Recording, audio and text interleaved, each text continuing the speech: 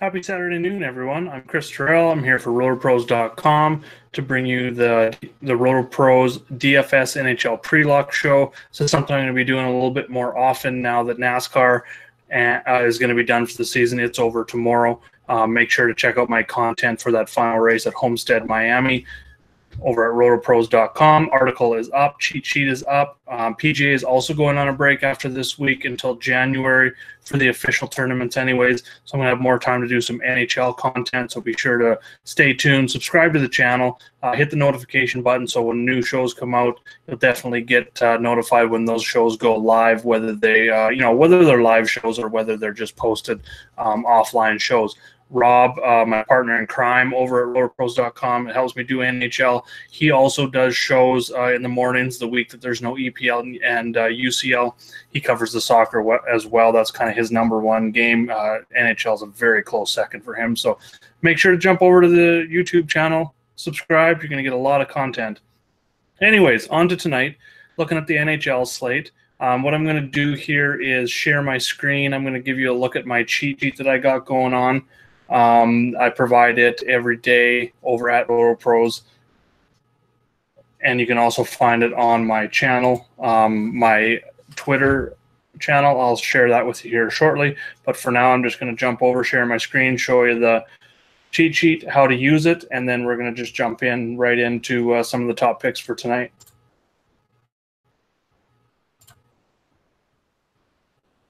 So there are the cheat sheet. What we're going to do first is we're going to jump over to the matchups page. So tonight we've got 8 games.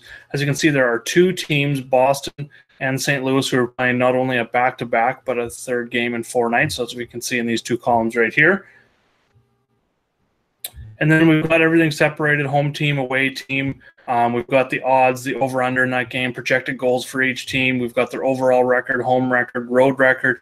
And then we've got the standard offensive rankings, and that's goals per game.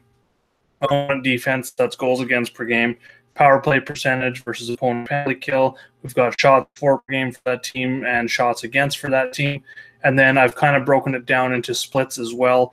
We've got home offense versus road defense, and then road offense versus home defense, just to kind of look at those matchups. I've color-coded those so you can easily just come over here and match those with the team. You can also go down to the bottom and look at team stats. You can search out any team if you're doing research here. You can kind of look at any of the stats here. So we've got offensive ranks, defensive ranks, we've got power play, and we've got penalty kill. And then same thing with the home and road splits. We've got home offense, road offense, and then we've got home defense and road defense. So you can kind of break down, do your analysis there, some of your research. We've also got player stats. So this is on the individual player level. Right now, you'll see it sorted by overall points by that player. And then over here on the right, we've got power play points, shots per game, time on ice per game, and blocks per game. So one thing that you'll want to see, this is a view-only sheet at the moment. So what you're going to want to do is, if you want to edit, sort any of these columns, is go up to File, make a copy, name it whatever you want, and click OK. It's going to open up another version of the cheat sheet, and what that's going to do is give you editing ability. So, for instance, if you're going through and looking at some of these player stats and you want to see who leads the league in power play points, you come over here and click anywhere in that column C, power play points, go up to Data, sort Z to A, which would be highest to lowest, and then it's going to organize the players by power play points. So you can see Blake Wheeler, David Pastrnak, Nicholas Backstrom, down the list there. So something I look at, just kind of a strategy standpoint, when building cash game lineups, I like to find shot volume and time on ice, guys that kind of fill both those, because shots are something that you're going to see every game from players for the most part, and those players are going to have higher floors than other players. So I'm going to go ahead and just sort the shots per game, some of the leaders there, and as you're going to see, there's only a 3-game sample size for Andre's case, but looking at other, I've got a few players: Patrick Kane, John Marchessault, David Pastrnak, and Vladimir Tarasenko and Alex Ovechkin are right around that 4 shots per game. Those guys, of course, would be like some of the most expensive because, as you can see, they're really high in the points tally as well. And then you scroll over here and you can look at the time on ice as well, just to see guys that are getting more ice time than others. Obviously, they're going to have more opportunities. And then kind of the same for goalie stats. It's going to be sorted by wins. Over here, I've got shots against per game just to see how much volume they're getting. It kind of creates their upside. Some teams don't give up a ton of shots, and that kind of takes away the upside of goaltender. Let's look at there as well. And then the advanced stats. In the big one that I'm looking at out of all these advanced stats that come in here are individual Corsi 4 per 60. And all that means, it's just a fancy term for a lot of teams. So really what that is a 60-minute time span. For every 60 minutes a player's on the ice, how many shots he takes that 1, hit the net, 2, miss the net, and 3, get blocked. So it just kind of shows a volume meter. Because shots on goal, player could miss a lot of shots, get a lot of shots blocked, and the shots on goal per game doesn't really tell us exactly how much that player is actually shooting. So this is a metric that definitely points us in that direction. So if I see a player with maybe a high individual Corsi per 60, but a low shots on goal, you can kind of draw the line and say that, okay, this player is obviously going to see some more shots on goal in the future. He's either going to hit the more often or to get less shots blocked. So let's just go ahead and we're just going to have a look at some of those players. Some small sample sizes at the top, but of course the leader almost every year in this category is Alex Ovechkin, 25.64, which is just absolutely elite. Anything kind of in that 17 plus I'm looking at. I'm just going to go ahead and scroll down. Just kind of see the average. So your average is going to be like right around that 10, 11. So anything kind of above that is above average. When you get those guys in the 17 plus, even in the 20 plus, those are elite guys taking shots. So those are guys I always look to in cash games for sure. So then just jumping forward a little bit. So we kind of looked at the matchups for tonight. So as you can see, there's 4 games tonight that have a 6 total. And there's kind of some of the weaker defenses that are out there. And then jumping to the goalies tab. So I've got listed here, we've got the odds, so you can just kind of pick out which goalie's got the best odds. We've got confirmed. You're going to see a Y beside their name if they are confirmed for the night, so that we know that they're starting. We've got the odds, the DK, points per game, FanDuel, and FanDuel points per game. We've got 2018 stats. We've got wins, losses, goals against average, save percentage, shutouts, and then shots against per game.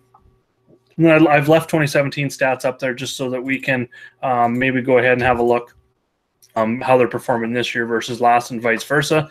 And then over here in the team ranks, we're looking at that goalies team. So Pekka Rinne, Nashville's #1 in defense, facing LA, who's got the 31st ranked offense this year. So that's kind of gives you a +30. So that's why that's in green. Green's good. Obviously red is bad.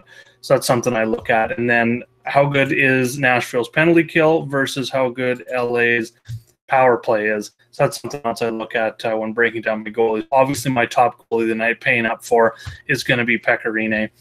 He's got a 940. He leads the league with a 153 goals against, a 948 save percentage. He's only given up more than 2 goals twice this season, and both times it's only been 3 goals. So he hasn't given up more than 3 goals once this entire season. 6-2 record is pretty good. He's had a few wins slip away. Like last game, he only gave up 2 goals, but he wasn't able to get the win there. He ended up picking up the loss. So that's something that I like to break down. But he's an elite goaltender, -245 favorite tonight. He's definitely my top goalie in all formats. And like I said, LA has just been struggling. They're dead last in the league this year in offense, scoring under 2 goals per game, while Nashville's got the #1 defense. So the only thing for GPPs here is that Nashville doesn't allow a ton of shots because of that elite defense that they have. So, facing under 30 shots per game, you'd think, he's got a good chance to get the win tonight, but the chances he's going to see 35 shots just to kind of help increase that upside is maybe not there. So you might want to look in a little bit different direction. And one of those directions I'm looking at a little bit is Carey Price. He's on the road. He's only a -120 favorite, but he's facing a Vancouver team who's kind of been slipping in the offensive department here a little bit lately, 17th. But Montreal's defense hasn't been great. Himself, he's seen about 30 shots per game. He has seen upside kind of in that 30 to 35 range, so there's definitely upside there. And then going down the list a little more, if you want to save some money, especially on FanDuel, this is sort of by FanDuel right now. Value play that I like is Aaron Dell. He's going to be at home as a -205 favorite against the St. Louis team. They've been 7th in offense so far, but they have been struggling a little bit lately. They're also those teams that's playing on a back-to-back and third game in 4 nights, so definitely good there.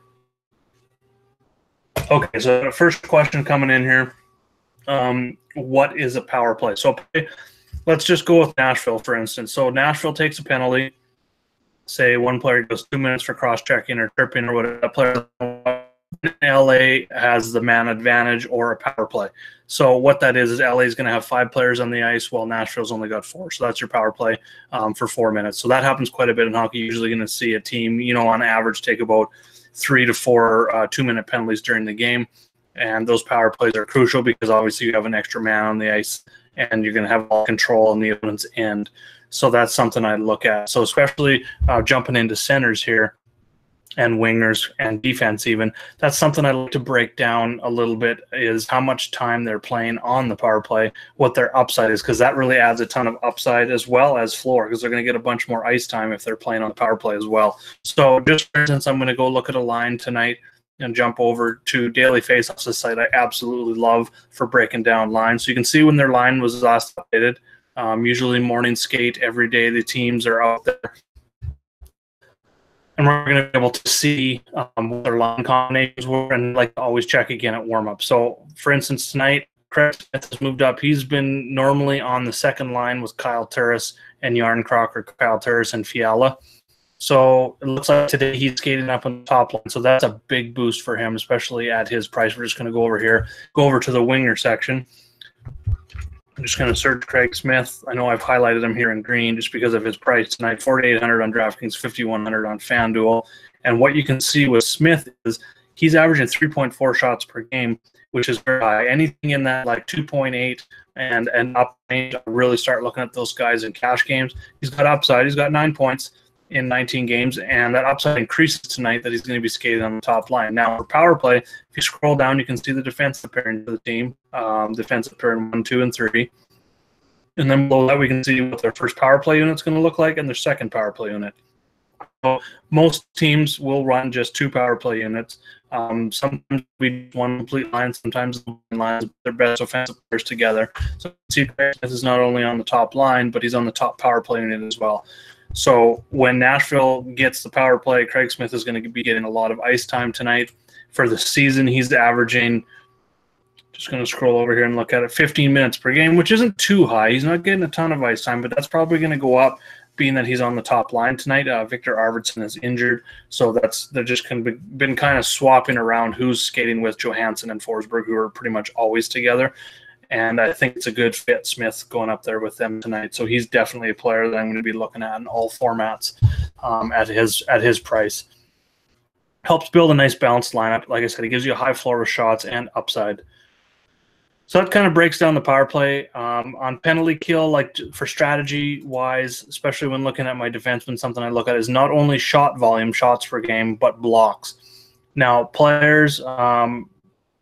usually when paying up, you want a guy that's going to be out there in the power play penalty kill, kind of plays on all lines. Like he's going to be out there even strength, penalty kill, power play. But when you're going down into this value range, which are yellow, the guys in yellow are going to be my value plays tonight. Let's take Chris Russell, for instance, on Edmonton. He doesn't play a lot on the power play. Doesn't have a whole bunch of offensive upside on defense, but he's very cheap. And what he does is he blocks a lot of shots. And he does that because he plays a lot on the penalty kill. So when you're out in the penalty kill and you've only got 4 players on the ice, the other team's got a power play. Usually you're going to see 3-4 shots on the power play. Well, a defenseman's job, and most defensemen's job when out there in the penalty kills, to help your goaltender and block those shots. A lot of shots in the power play come from the point, kind of in that high slot area. So you want those defensemen that are going to block shots. So those are guys that I look at. If they're not out there on the power play, but they're cheap, I really want them to be blocking shots. And Chris Russell's a perfect example. He blocks a ton of shots. So we're just going to go back to the center here now that I've kind of explained the penalty kill, power play. If you got more questions, definitely fire them away in the YouTube, and I will answer them. But looking at centers, Connor McDavid was very expensive tonight on both sides. He's one of the best players in the league. Crazy high upside, 26 points on the season. But he's very expensive, so I'm going to be probably keeping him. I got him here as all formats because if you can't afford him, you do get enough value plays. He's definitely viable in cash because he's averaging over 3 shots per game. But for me, I like going a little bit more balanced with my cash games and not paying up that far. It saves having to punt with 2 or 3 plays rather than just punting with 1 to kind of get a comfortable lineup in there, especially in cash games. The player I'm looking to the most tonight is the cheapest of the 3 that I've got highlighted in green is Mika Zibanejad. The Rangers offense ranks 23rd this season. They're kind of feels like they're a little bit in a rebuild mode, got rid of some of their players in the offseason, but Zibanejad leads the team with 16 points. So he's got upside, just under a point per game overall. And on top of that upside, he's facing a Florida team that ranks 21st in defense, and the floor is there as well because he's averaging 3.8 shots per game, which leads all centermen on this slate, and he backs it up with that, like I said, the individual Corsi 4 per 60, which is like shot attempts, 17.6 per 60, and he's up there over 20 minutes per game. He's almost blocking a shot per game as well, so he kind of touches on all areas. He's got a floor, he's got upside. Evgeny Malkin also stands out tonight. Crosby's going to be out again tonight for Pittsburgh, so Malkin's going to take that top line role for Pittsburgh. We'll have a look at Pittsburgh line here. What they've done is Tanner Pearson came over in a trade from LA to, I think this will be his second game with Pittsburgh now. He's jumped up to the top line, so he's kind of a nice punt value. And then we've got Malkin, who's going to be taking over the top line role. And I mean, when it comes to Pittsburgh, they like to spread out their stars. Like they've got usually Crosby as the top line center, Malkin as the second line center, and then they fit Phil Kessel, who's probably their third best offensive player on the third line. Well, tonight Malkin's going to be on the top line. They've moved Hornquist. He's been skating with Malkin quite a bit, so I kind of really like that top line. If you're stacking, I definitely like all 3 of them together. If not, I like going with Pittsburgh's power play, where they have Hornquist, Malkin, and they fit Kessel up there on the power play, and they get Gensel up there as well with Chris Letang, who's definitely their top defenseman. So whether you want to go just a top line 3-man stack or you want to go a 4-line or 4-man stack, thinking it may be a very high scoring game, definitely fit that first power play in. I usually just go 4 of the 5 here. I don't like going 5 players together. I believe you can only do that on DraftKings anyway, but definitely 4 of those 5. And normally I would probably leave Gensel out and go Kessel, Hornquist, Malkin, and Letang on defense. So moving on to a couple other plays, I like Florida, the rain, and the other side of this game. I think this could be one of the higher scoring games tonight. He's averaging, Barkov and Trocheck at center, both in play for me tonight. Both are averaging around 3 shots per game, both over 20 minutes per game. Both have upside, and the Rangers are right around that same defense, 23rd in defense as well. So the other player, if you're going with a McDavid, Malkin, or Zibanejad, and you still want to go with a balanced lineup tonight, I really like Boone Jenner at center. 5,700 on DraftKings. What really stands out is he's only 4,800 on FanDuel. He blocks over a shot per game. He's getting about 18.5 minutes of ice time. He's averaging 3 shots per game, and he's been holding, the number 4 offense versus the number 14 defense. So Carolina hasn't been bad defensively, but they haven't been, they're not a top 10 defense by any means. And looking at Columbus's lines tonight, we've got Jenner, who's holding on to a top 6 role on the second line. They're centering the second line. And what else stands out to me is that he's also up there centering the top power play unit. And at 4,800 on FanDuel, he's almost a lock for me tonight in this matchup. Moving on to wingers, some of the guys at the top, I like Pasternak and Forsberg if you wanted some expensive options in GPP. And by the way, blue is GPP options on my cheat sheet. But the guys I'm going to go with in cash games, just a little bit cheaper on both sites, is Mike Hoffman for Florida. I'm just going to have a quick look at Florida's lines here. Hoffman started out, it's his first year with Florida, started out kind of down on that third line. He's quickly moved his way up. He's got a 14-game point streak going on. He's jumped up onto the top line with Barkov, who I already mentioned, and talented youngster and Evgeny Dadonov. And then he isn't up there in the top power play yet, but he is getting power play time, so he's out there in the second power play unit. Top line, and if he stays up on that top line like that, his price is probably going to be up in that 7K range, kind of up in here going forward. So he's getting a little expensive on DraftKings, but under 6K still with his shot volume and upside on that top line. He's definitely in play for me. I talk about Cam Atkinson a lot in my articles, highlighted on my cheat sheets. You're going to see he's green quite a bit when I'm talking about Columbus and their matchups.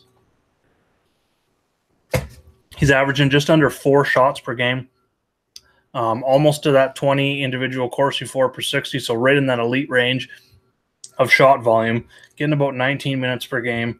And then just going and looking at Columbus's lines, he skates on the top line with Artemi Panarin and Pierre-Luc Dubois. So that's a stack that I definitely like as a line stack tonight.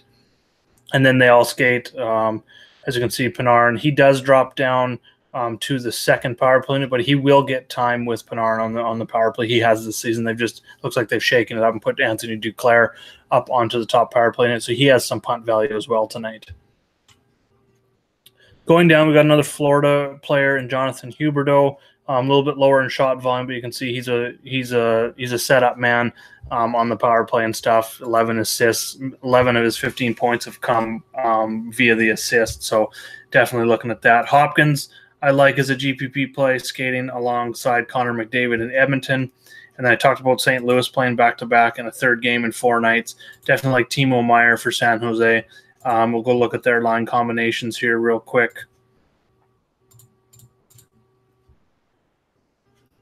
He's up there on the top line with Logan Couture, Joe Pavelski, and Timo Meier. So definitely some upside there for him.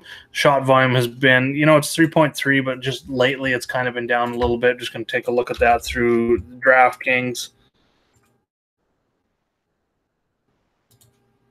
No, it's still been there. Over the last 10 games, he's averaging 3.5 shots per game, so there is some floor there as well. So, I mean, if you want to use him in cash games, I definitely go that way. But myself, I'm going with one of Hoffman or Atkinson, and then I'm going down and getting me some Hornquist against Ottawa. Ottawa is the dead last defense in the league right now, ranking 31st. I believe they're the only team allowing over 4 goals per game. And like I said, Hornquist is up there skating with Malkin on the top line. So definitely want some Hornquist. Earlier in the season, it concerned me a little bit because he wasn't his shot volume was down a little bit, but he's up over that 3 shots per game over the last 10 games. Only 6 points, but I think that comes, the upside is definitely there tonight in the matchup versus Ottawa. And going down even more, I talked about Craig Smith as one of my top guys. He's just way too cheap not to consider on either side tonight, especially in cash games.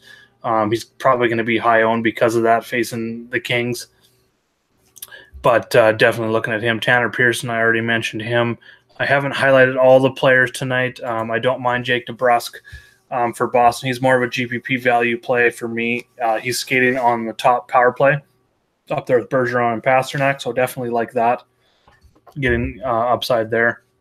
He's had some big games, but he's also been, they come and go. He'll go 2 or 3 without a point. So that kind of tells me he's a GPP play. He's only taking 2.1 shots per game. So that's a little bit low as well. Defense, like I said, some of the things that I look at are shot blocks as well as shots per game, just kind of looking for that floor. If you get a player that averages over 2 in each area, I really like. The guy that stands out to me the most, I do like Brent Burns if you're going to, if you want to pay up. I'm not one that pays up. I usually like going with a mid-tier defenseman as well as a punt defense. But Burns is definitely elite defenseman for the Sharks. He's got upside. He takes a ton of shots. He takes a ton of ice time. He skates the top power play. And he kind of does it all. And then Roman Josi for Nashville. He's a little bit cheaper, especially on FanDuel. But the player that stands out to me tonight the most on defense, I can't believe he's still under 6K on both sides, is Mark Giordano. He's got 18 points in 19 games. He is averaging 3 shots per game. He's got a 16.6 Corsi per 60 and almost blocking 2 shots per game on about 25 minutes of ice time. So he just touches on all areas. And the fact that he checks off all those boxes and is under 6K, he's almost a lock for me in cash games. Florida, I talked about their upside against the Rangers defense. I like Keith Yandel as a GPP play for me tonight, skating top power play unit.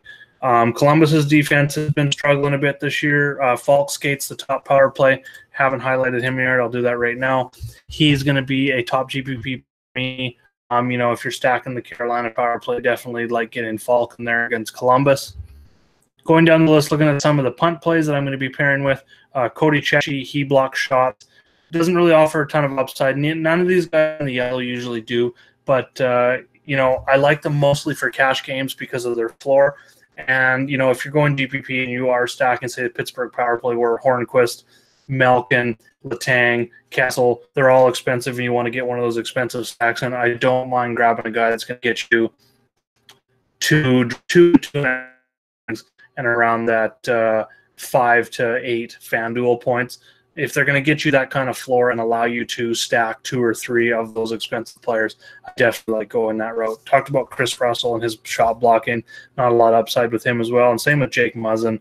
LA's defense or LA's offense has been worst in the league versus the number 1 defense in the league in Nashville, so not really liking him for GPP upside, but the floor is definitely there with shot blocks. And he's been taking some shots lately as well, so definitely consider him, especially on draft where he's only 3,400. I mean, that's really going to help you get to those elite players. So that just kind of goes over some. I got a question here on how I like to stack. So for GPPs, if you're going to stack, well, let's start with first. I don't like going over 2-man stacks. So what I will do in cash games is, let's just use the Sharks, for example. If I'm going to stack, I like 2 players either that are on the same line, and like I talked about, I want shot volume. So, for instance, tonight, Couture and Meyer would work together in cash. And if going to be together in, on the top, we're looking at even strength lines here, I like to make sure if you're grabbing a guy, say you find a team that's projected for 3 to 4 goals tonight, it's also a good idea to maybe spread your exposure out and get someone from the first line and the second line. And when I do, I like to make sure they maybe skate together on the top power play unit. One that stands out there, if you went with, say, a Logan Couture and Joe Thornton as your 2 centers tonight, they're on separate lines, but gives you exposure to more of the offensive San Jose against St. Louis, who I said plays back-to-back in the 3rd game in 4 nights. And then they skate together in the top power play unit. So you get exposure to the top power play unit, plus you get exposure to the top 2 lines. So I don't like to go more than 2 in my stacks when I do cash games. And if I can, what I like to do for cash is go with like 3 2-player stacks from 3 different teams and kind of spread my exposure out that way. It doesn't work every night, but that's kind of the way I like to start my line construction. And then when it comes to GPP stacking, like I said, I'm going to go and we're going to look at the Penguins here.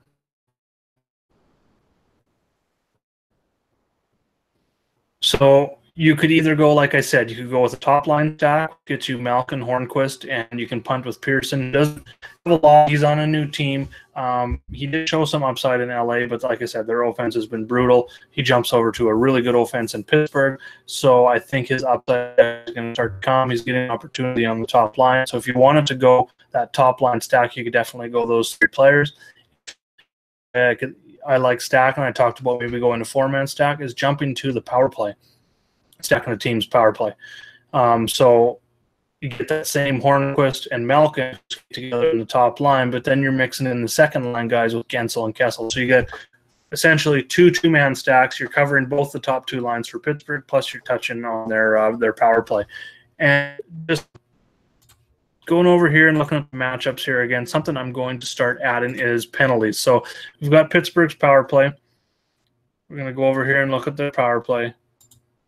They're 8th in the league, so their top 10 power play versus the dead last penalty kill.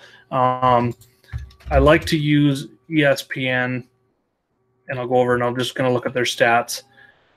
When breaking it down even further, if you want to get even more advanced, something that I will do is go and look at, it's taking a long time to load here, but I'll just go over to ESPN. I'll go to NHL stats, and I will go down to team stats and look at minor penalties and see the teams that are taking the most minor penalties and then trying to stack the other team's power play. So in this instance, I believe Ottawa is top 10 in minor penalties taken per game. They've got a terrible penalty kill versus a top 10 power play in Pittsburgh. So Pittsburgh's power play is definitely on my list of top stacks tonight, and definitely looking at that top power play, that 4-man stack that I talked about. You can also swap in, say, get Gensel or Hornquist out of there and throw in Chris Letang on defense as well. So I don't mind going 3-man or 4-man stacks on GPPs. I don't go more than 2-man stacks when looking at cash games. If necessary, I really like to try and get 3 2-man stacks in my cash games to give you exposure to maybe 2 different on 3 different teams. Obviously, the top projected scoring teams of the night. So that pretty much covers everything. If you ever have any questions about this sheet, definitely come over, or if you're looking for a copy of this sheet on a daily basis, head over to my Twitter account at Jaeger_bombs. Today I've got it pinned here. You click on it, it'll open up the Google Sheet, and I already showed you how to go ahead and make it an editable version, creating your own copy. If you're a Pros member, head over to our community chat here in Slack chat, and you can go into the daily content section where we list everything from NBA, NASCAR, PGA,